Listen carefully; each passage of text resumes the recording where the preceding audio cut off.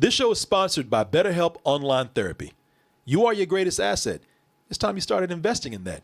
Visit betterhelp.com/double toasted and take care of you. He became aware. He became aware of the... Oh shit.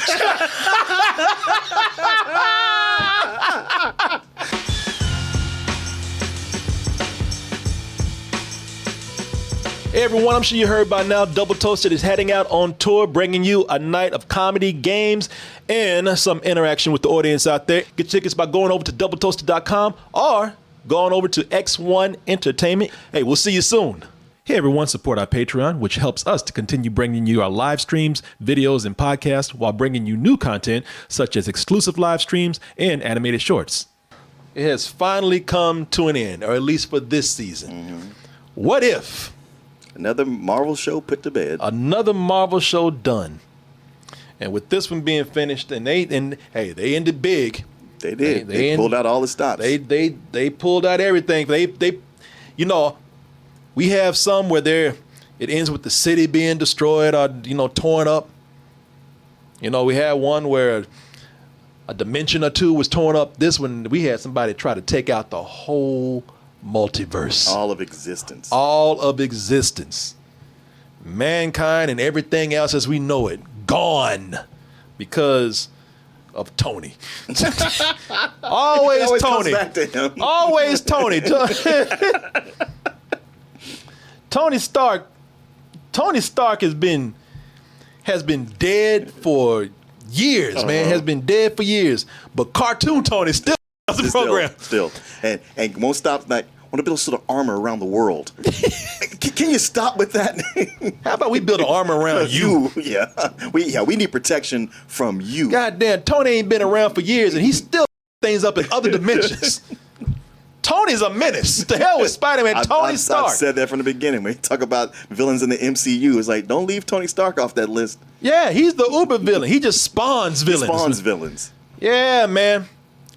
And once you think they're gone, no villain is ever gone if Tony has something to do with it. Not in this universe or some other universe. The last couple of episodes, they brought back Ultron. Yeah. Yeah, the Party Thor episode. Yep. And the whole thing is, what if Ultron had actually achieved his goals? Well, I don't think you need a show to tell you. It'd be pretty right. But yeah, he laid it out pretty well in Age of Ultron. Yeah, just plans. She said, "Hey man, I heard what you said. It's fine. I don't need visuals. Nah, but we got a show, and we're gonna show it to you." And there's one particular thing that I love. Ultron. Now I don't know how. I'm gonna tell you how I feel about the couple of episodes. It's a two-parter. Yes. 8 and 9.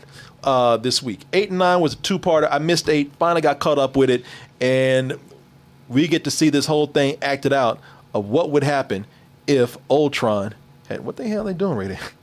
If Ultron had actually achieved his goals. His goal was peace.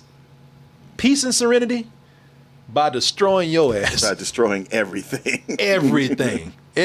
Peace cannot be accomplished until everything is gone. Everything in the past, the future, other dimensions, yeah. All of it. All of it. What do you mean by all of it? All of it! What do you not understand?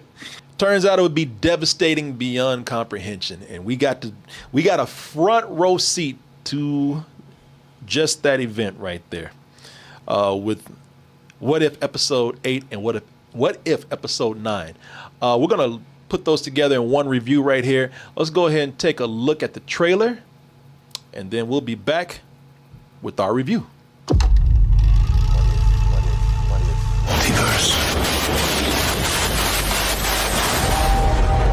So people, they said, fuck Guardians of the Galaxy. Mm-hmm. To hell with the Avengers.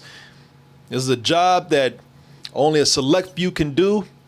A select few known as the Guardians of the Multiverse, which means that they just took alternate versions of some characters that we've seen.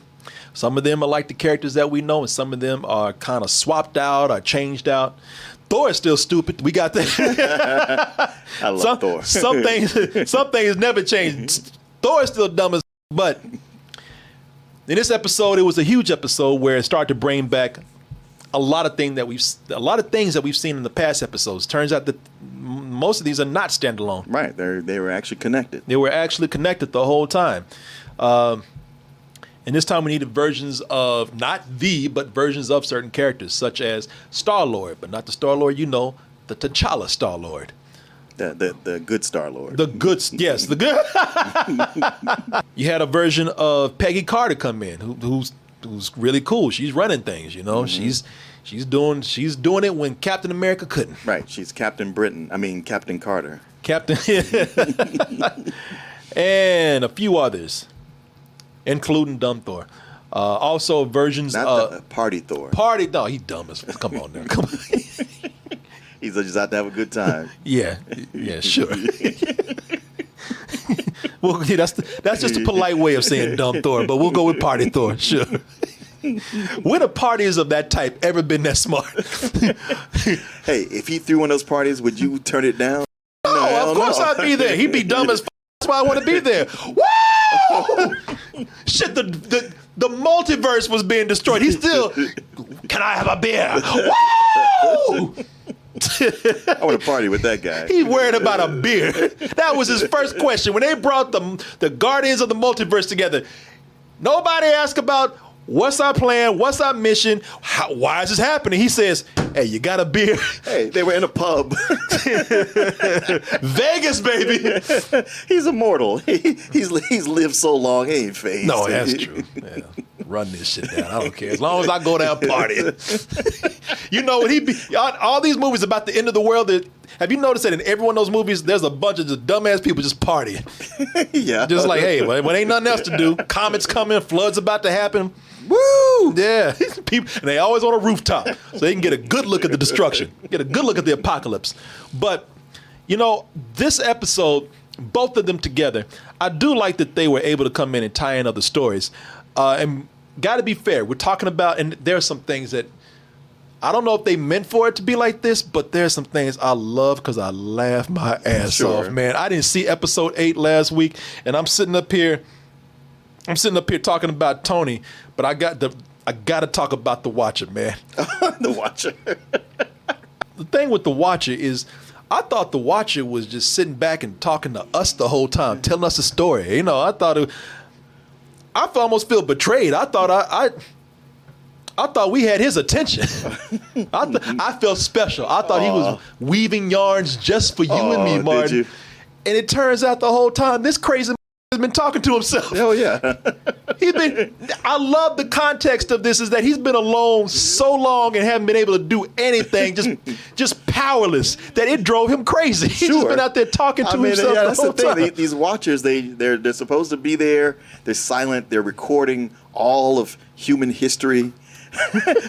But this one, yeah, he's just kind of lost and talking to himself. He just been sitting back the whole time, just babbling to himself. He just been alone, and it just kind of drove him a little crazy. And it's funny because I talk about Tony messing up things, but the Watcher, if he just shut the fuck up, things will probably like, okay, this universe, that's done, it's gone. That's gone. But all these other universes that you care for so much, they probably would be okay if you shut the up. I love it when Ultron. Wait, what did you just say? Because it got to episodes where, okay, first couple episodes, the Watcher's talking, and I thought, well, all right, this is story time with him and me. But then you got to the episodes where like, who the is that? Was that Doctor Strange? Doctor Strange, like, who is that back there? I see you. Yeah. And the Watcher's like, no, you didn't. He starts narrating. He looks over his shoulder, but he sees nothing. It must be in his head. It's all in his imagination. Bitch, I see your ass sticking out. He was trying to clap on Ultron. He's like, look at him now. He's destroyed everything, and he realizes that he's alone. He has nothing left. Oh, what will his stupid ass do now?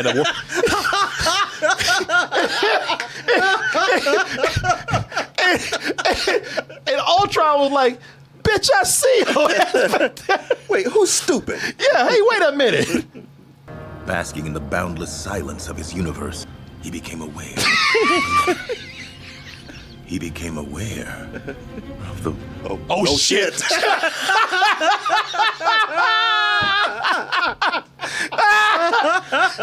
he became...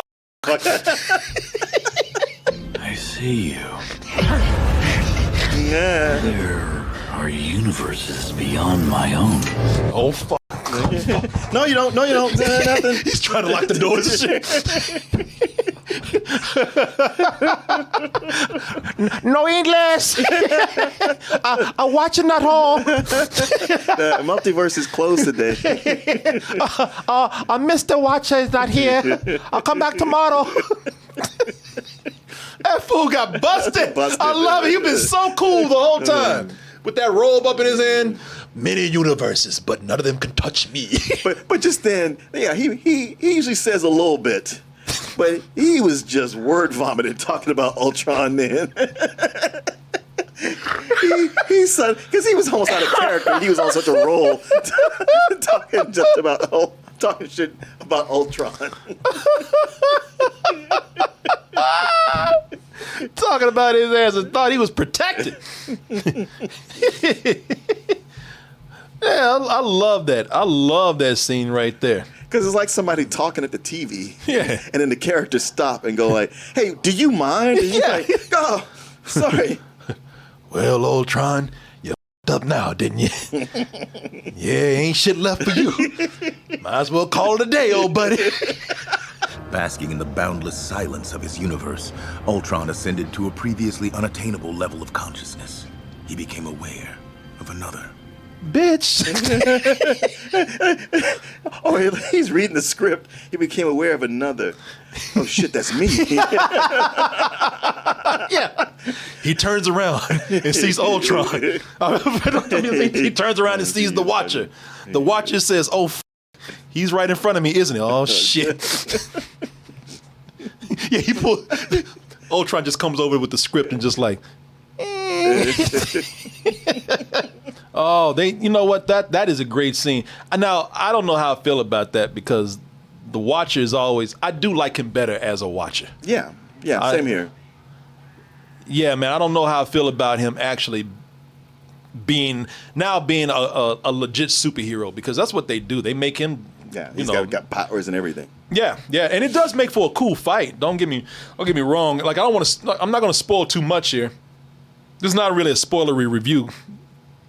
I'm not going to spoil some of the big things like with the fight scene with the Watcher and with Ultron. The animation's great. Mm-hmm. I know a lot of people are still kind of getting used to this style, and I will say that I think I love the facial expressions and the coloring on all the other characters. The Watcher I don't think is very strong. I don't know why. He has the harshest lines. Oh, you think so? Yeah, it's just me though. It's just me. He's the one that looks the most cell shaded out of all the others, where the others look like just kind of like colored comic book panels come to life. Mm-hmm. I didn't hate what they did with the Watcher here, but I do like that these shows are more self-contained. I do like that the Watcher is sticking to his oath as just a Watcher. Had it been me, I'm not them. I don't know everything that goes into it. Had it been me, what they do with this big conclusion, tiny things together, having the Watcher get involved, I would have saved that for the finale of season 2. Would you? Yeah. I guess they really did just kind of throw well, maybe they did that because they weren't sure if they're going to do a second season. Yeah, I mean, they know. I know Disney can do whatever they want to do. They do what they want to do. But it could be just because they got plans for these characters in these upcoming movies. Yeah. I think the strongest thing about What If is that What If is fun. But outside of fun, I don't think it's working in all areas. And it does, and I think you make an excellent point when you say that they're just trying to hurry up and do things so that it can connect to the bigger movies. They already got plans with Doctor Strange already connecting to already connecting to What If. Okay. They got plans for Doctor Strange. They got plans for the multiverse. I think that's connected to What If. Okay. So I think they are trying to just throw things in there to make sure that they get it for these movies when they come out. That I think there's a real tight connection to Multiverse of Madness. Mm-hmm. Because I love the animation here. I do like certain things that they're doing with these stories. I think they're a lot of fun. But the reason why I think I like these stories more self-contained is because I think that you got different episodes where they took on different tones, and now those tones are crossing over into bigger stories where I don't think they work as strong for me. Okay. Like, one of the things that I've had a problem with with What If. I think, it's something that Marvel does. It's their trademark, but the humor. I have a problem with that too, because with the zombie episode and with these, we were talking about big dire things. Yeah. And I know the Marvel trademark humor, but a lot of times it's too much. Yeah. And it undercuts the tension. So we have Ultron here. Ultron is about to destroy the multiverse, which means no life in existence at all except him. Mm-hmm. He even destroys a Watcher if he can. And everything is treated with jokes. Yeah. Not humor. Yeah. Everything is treated with jokes. And this is not so much, this is not a kid's show.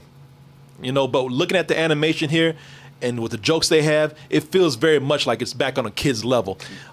When they get all the people, now this is through the whole thing. We have a cataclysmic event here, and this is just an example. Once they get the Guardians of the Multiverse together, again, it's not treated with any kind of urgency. It's not treated with any kind of even real strong emotion. It's just like, it's almost like they couldn't give a you know what I mean? Yeah. They're just, all of them are just cracking jokes, man.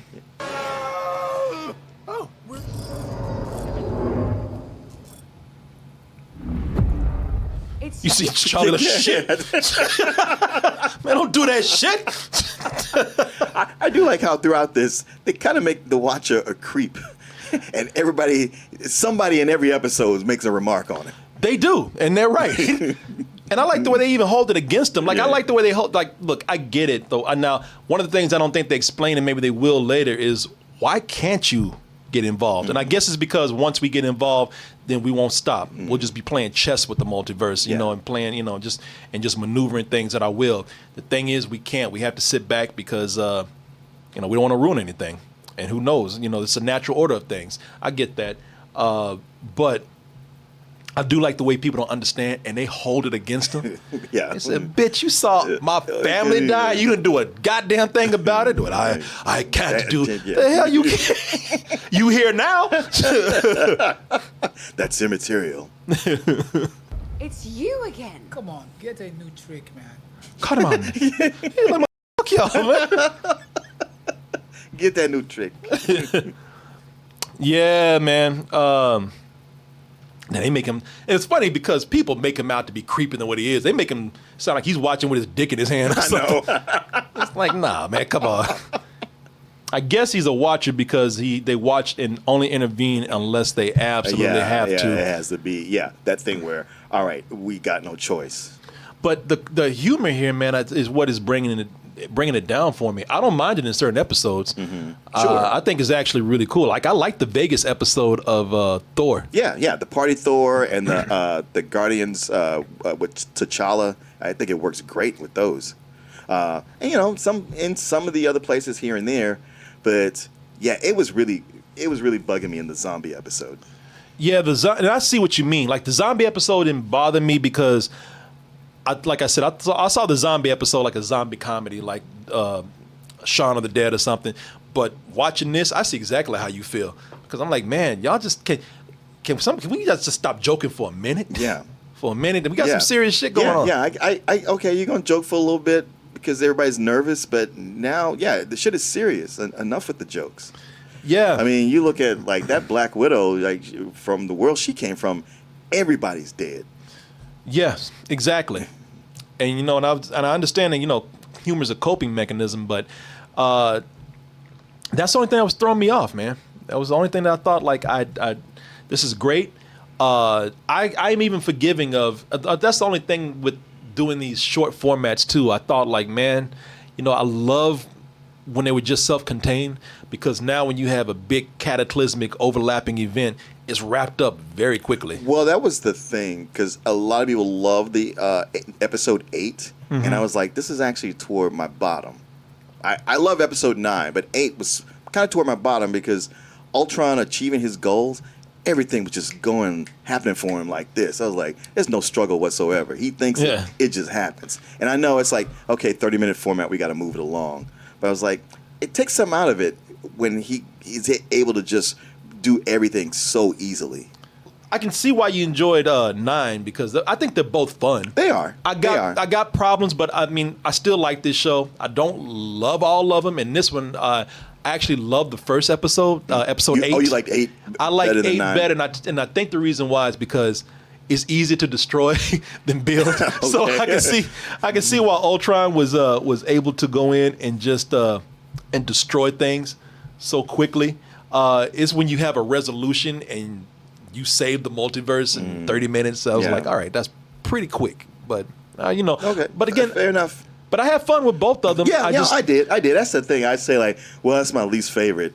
Yeah, it's the least favorite episode that I still liked a lot. So I like it more in concept. I like it more in being a fan and seeing all the Easter eggs. It's fun as a fan. But I do have to say those flaws are sticking out pretty much for me. I do like the ending of 9. I'm not going to say what it is. I do like how it all wraps up. Yeah. It does like wrap that a up lot. more emotionally than most of these episodes, especially 8 and 9. But yeah, man, I think again, I'm just talking because I don't want to spoil anything for anybody. This is a very general thing because I don't want to spoil any Easter eggs. I don't want to spoil any of the cool fight scenes that they have where they get real creative and do references to other things.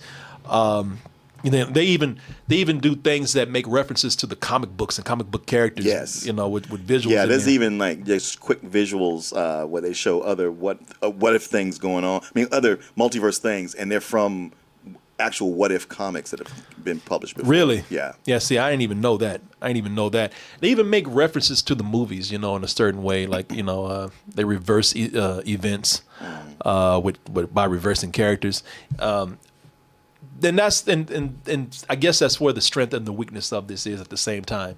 If you're somebody who hasn't kept up with Marvel, I thought that this would have been a really cool. I described it as a Twilight Zone of the Marvel universe in the beginning, and I thought that this is great for people who don't know the Marvel universe all that well. They can come in and watch these things. They're short. They make strong references, but you can still watch self-contained stories. Oh yeah, and be I cool know what's with going it. on. Yeah. But now near the end, since they have this big crossover, it's turned into another thing where, all right, if you don't keep up with these movies, and if you haven't kept up with these shows, you just can't walk in now. There's almost like there's a reference to an episode that never aired with Iron Man and Gamora. Which one? See, there wasn't one, but she's put in here as if she already had her episode. And like when she's plucked out, it's her and Iron Man together doing something, and she's taken and put into the Guardians of the Multiverse. Yeah. But we never had that episode. No, that's true. And we like everybody who's on this team has been in a previous episode, and not her. Yeah, that is true, and I think they just threw her in there because Well, I thought I was reading something like they were supposed to do that episode, but they didn't. Oh, really? Why didn't they do it? I don't know. I didn't get to finish reading the article. Some people said something about COVID or something. I don't know. Okay. Well, folks, I mean, look, I do think, with this right here, and they're playing with multiverses and whatnot, it's still a fun concept that comes across very enjoyable. I mean, Yeah. it's still a huge payoff if you're a Marvel fan. Sure, and I think it ends strongly. Yeah, I guess I give this a matinee for myself. If I'm talking about the whole series, now we talked about individual episodes and we said, well, this episode is a full price, is a matinee. This might be a rental, but as a whole series all together coming together, yeah, it's a matinee for me. Oh, it's a low full price for me because even with my least favorite episodes, they'd still be in the matinee range. Yeah, and then some I think are full price. the next series coming out now. Is it Moon Knight? I don't know. She-Hulk or something. Yeah, If She-Hulk. that's the case, then it's gonna be like a year or something know. before we get that. God damn Disney drug dealers. Had me scratching my neck the whole time waiting for the next series. Yeah, but it's fun, people. I definitely want to go back. What I want to do is go back and watch some of these now and see how some details pay off for the last 2 episodes. Because I know I wasn't paying attention to every detail out there. Sure. So, yeah, folks.